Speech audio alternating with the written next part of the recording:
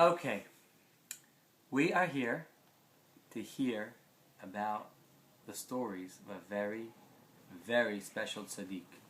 One of the most righteous persons who ever lived. He actually used to teach people in classes and from books. You ever go to school? Yeah. He teaches people like that, but then he saw people going like this. And they were yawning. And some people fell asleep in his class. Got really annoyed. And he said, Who got really annoyed? Rabbi Nachman. Oh. And Rabbi Nachman, who was telling these stories, he said, you know what? Now, I'm going to tell stories. And everyone woke up. I'm going to tell stories, he said. And people said, stories? I'll bring my friends. Wait, I'll bring my relatives. I'll bring my neighbors. And people were coming for the stories and listening. And he said, don't think this is not a Jewish thing. This is a very Jewish thing. This is how it used to be. Used to be, people would teach each other Torah. It would be stories. And in stories, everyone's going to get a little something. Some people don't understand what I'm really saying, but it's a fun story. Other people really get the story in a deep way. Now, the stories that we're going to teach are not stories to put you to sleep. These are stories to wake you up.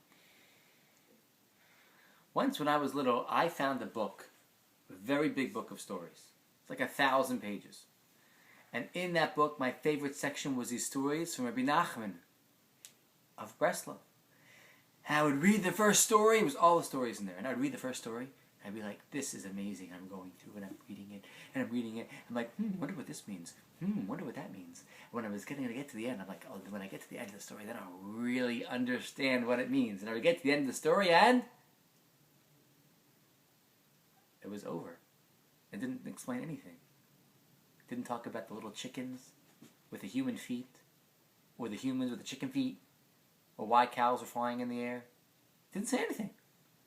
It was kind of a very interesting story, and I was like, there has to be like 20 more pages of the story. What does the story mean? I remember asking my father, and he said, I don't know what it means.